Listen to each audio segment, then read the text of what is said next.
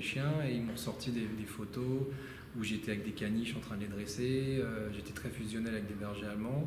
Et je pense que ça vient aussi un petit peu de mon grand-père qui a lui aussi un bon fluide avec les animaux. Et je me rappelle toujours, en voyant le regard du chien, il arrivait à me dire celui-là c'est un bon chien ou pas un bon chien. Bon, voilà. À 18 ans, je ne me rappelais plus, mais c'est après, pendant les repas de famille, qu'on m'a remémoré ces souvenirs.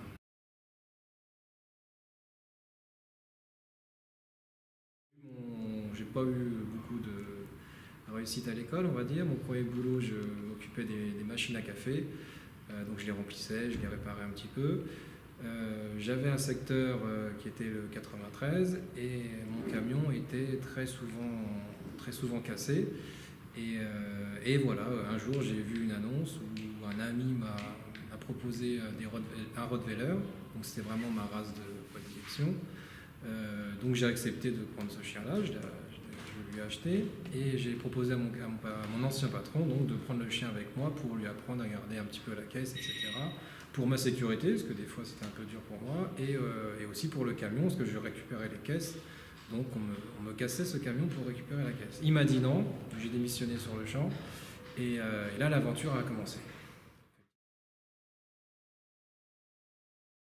L'aventure, ça a été que je me suis rapproché d'un dresseur qui m'a pris un petit peu sous son aile. Donc voilà, il m'a appris un petit peu des petites techniques de dressage. Je venais comme ça, il donnait un coup de main au chenil et lui, il m'aidait un petit peu à éduquer mon chien. Par chance, j'avais eu un super bon Rottweiler, il s'appelait Rossi, parce que je suis fan de moto, donc Valentino Rossi, je l'appelais Rossi, c'était un très très bon chien. Et voilà, l'aventure a commencé comme ça, donc j'ai bien dressé, je l'ai super bien dressé ou éduqué, ça dépend comment on veut dire. J'ai super bien dressé et j'ai été repéré donc par un ami d'un ami qui avait un bar sur Paris et il était embêté la nuit par des personnes qui voulaient un petit peu l'embêter et donc je suis intervenu avec mon chien. Je me suis mis à assurer la protection de différentes personnes la nuit dans le quartier de Pigalle. Avec Rossi, quoi. Et l'aventure a commencé comme ça. Je me suis fait repérer avec mon chien. Des clients du bar ont trouvé mon chien super bien dressé. Donc voilà, j'ai commencé mes premiers cours en éducation.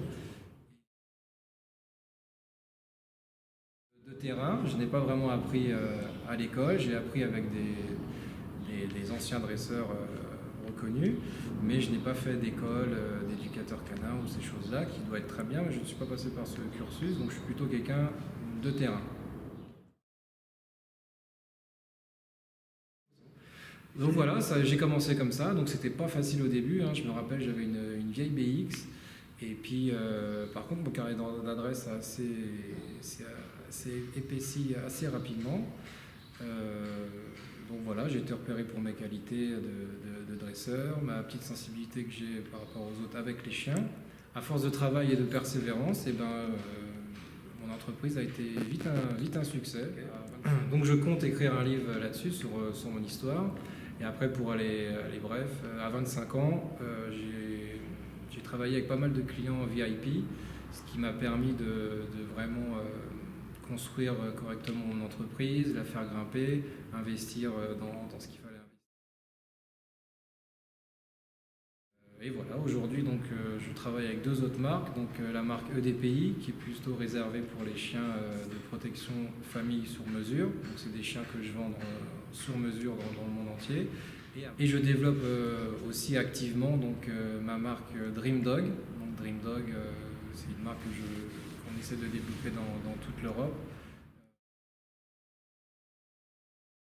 J'ai aperçu dans ce milieu, il y avait très peu de bons éducateurs vraiment de terrain. Il y avait beaucoup de formations comme ça à distance, mais pas vraiment de vrais dresseurs avec de vrais conseils personnalisés.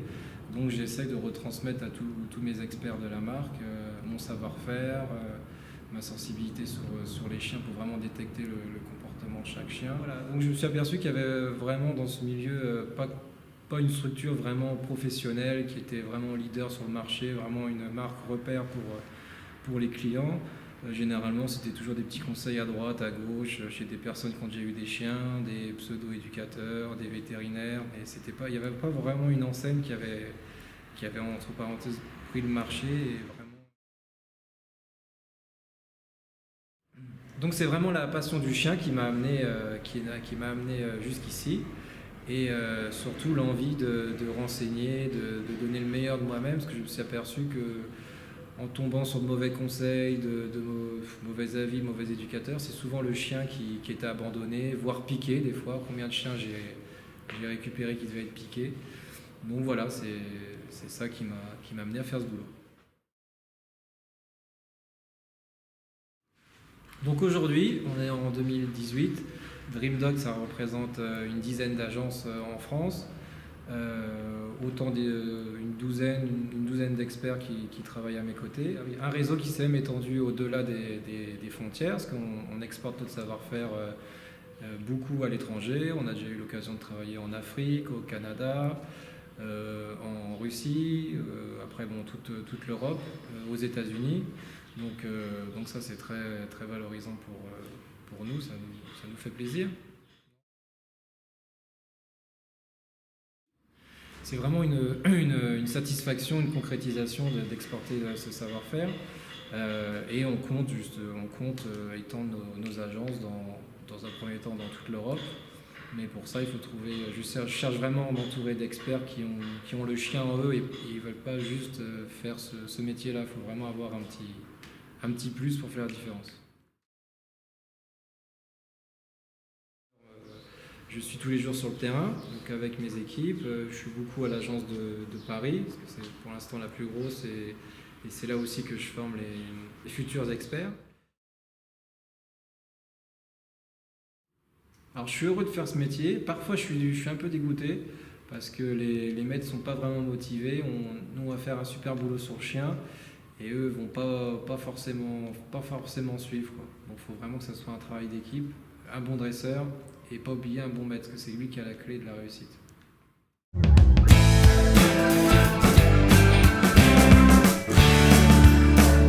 Alors comme nous, vous êtes passionnés par les chiens, Cliquez ici.